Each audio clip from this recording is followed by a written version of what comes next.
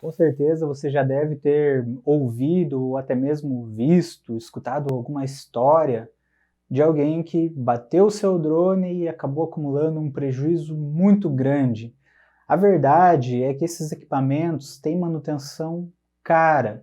Isso já, o fabricante já baliza esses preços, você não acha praticamente peças de reposição de terceiros, então muitas vezes você vai ter que comprar a peça ali do fabricante mesmo.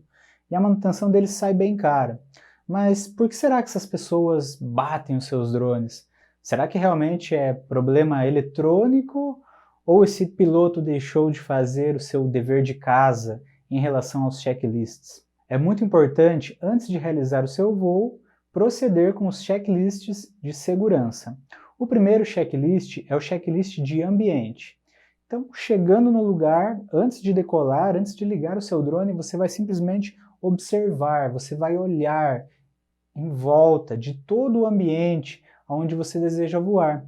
Você tem que saber as alturas dos obstáculos mais altos na área. Por que isso? Primeiro, para definir a altura do return to home, que é quanto o drone precisa subir antes de voltar para o ponto de decolagem em um procedimento de emergência. E também para que você consiga se manter afastado o suficiente dos obstáculos, principalmente se você é um piloto novo, que tem menos aí de 50 horas de voo. Então, chegou no local, checklist de ambiente, observa a altura de todos os obstáculos que tem em volta ali na área que você deseja voar.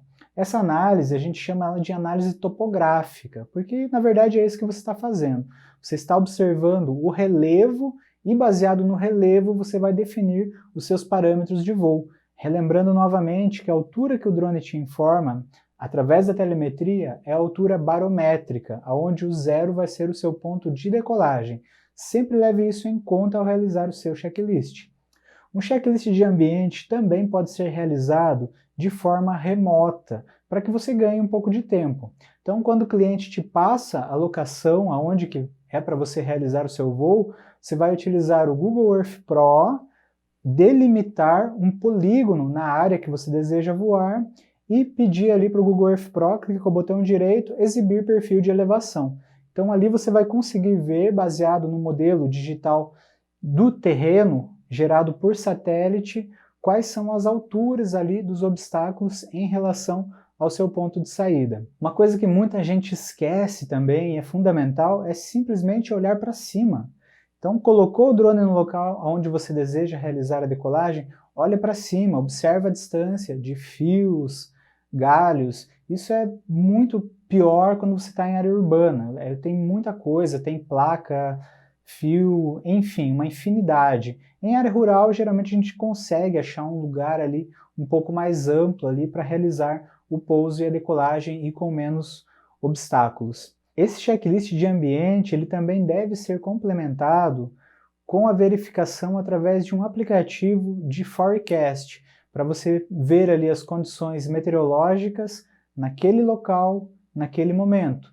Se porventura o lugar onde você vai voar não tem internet, você tem que verificar antes de sair de casa, antes de sair do escritório, você já verifica ali no UV Forecast, vamos ter uma aula específica disso, verifica quais são as condições naquele lugar onde você vai realizar o voo. Probabilidade de chuva, índice KP, que é o nível de tempestade solar. Então, tudo isso faz parte do checklist de ambiente. Você também vai escolher buffer areas, que são áreas alternativas para que você realize o seu pouso, caso ocorra alguma obstrução no local aonde você fez a decolagem.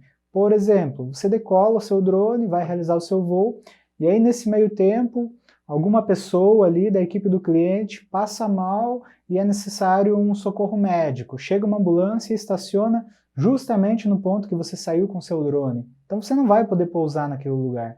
Então já saiba de antemão os lugares alternativos para você realizar o seu pouso no caso de alguma obstrução no lugar original de decolagem. Se por qualquer outro motivo você precisar usar buffer áreas também, elas já vão estar cobertas, você já vai ter realizado essa análise prévia. Qual o motivo que você poderia pousar numa buffer área? Por exemplo, se der um problema eletrônico aqui no meu drone, e ele ficar com um voo errático, ele não está respondendo os comandos de forma adequada. Então, nesse caso, você não vai trazer o drone para próximo de você e da sua equipe, pois há risco de injúria séria. Esses equipamentos, mesmo os mais pequenos, se a hélice pegar, realmente vai machucar bastante. Então, essa é a importância aí das buffer areas. Vai verificar também em volta ali do teu local de decolagem se não tem nenhuma fonte muito forte de interferência eletromagnética. Também vai escolher um lugar com a maior visada possível de horizonte. Então, quanto mais limpo, quanto mais aberto, melhor. Para ele ter uma acurácia melhor, com mais satélites travados, e se você precisar realizar um procedimento de return to home, esse procedimento vai dar certinho. Então, observa tudo isso em volta de você. Verifica também pessoas não anuentes, que são as pessoas que não são indispensáveis à operação. Essas pessoas você deve manter pelo menos 30 metros de distância da projeção do drone no solo, 30 metros em volta, não pode ter ninguém. Verifica também a ocorrência de crianças. Drone é muito atrativo para criança, às vezes você nem percebe, veio uma criança correndo e está ali em volta do drone. Sempre checa e faz um recheck no momento da decolagem de todos esses fatores aí que podem influenciar em termos de ambiente. Você vai observar também animais, então animais próximos não é interessante você realizar a decolagem, escolhe um local longe dos animais, principalmente aí quando a gente fala de drones que tem sonar, como por exemplo o Phantom 4. Então nós não estamos escutando, porém animais que têm uma audição mais apurada, o sonar vai incomodar eles. Então é uma frequência ali que o ouvido humano não ouve, porém os animais estão escutando ali esse efeito do sonar. Então procura manter distância também de animais, né?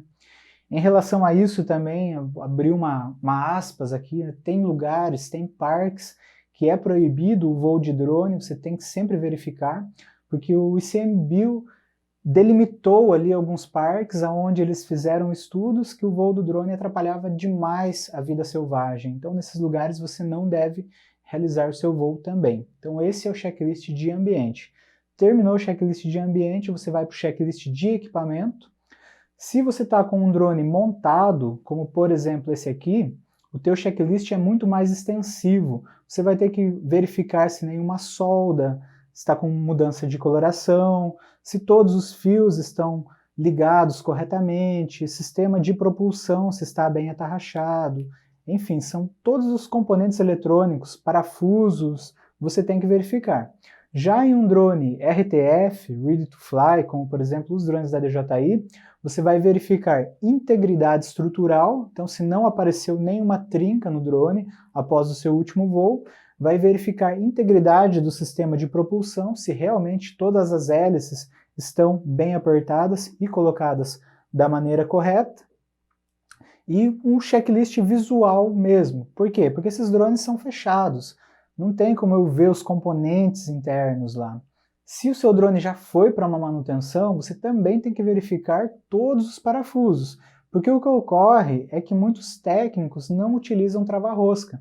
Então o drone, quando ele vem da DJI, quando ele vem da fabricante, o parafuso não vai soltar, porque tem um trava-rosca ali, igual uma cola ali, uma super bonder, então não vai soltar. No entanto, se você manda o drone para manutenção e o técnico não usou trava-rosca, e você está com esse drone, deixa ele no carro, ele se movimenta, isso pode fazer com que solte algum parafuso, então também você deve realizar aí essa verificação de todos os parafusos, principalmente se o drone já foi para alguma manutenção.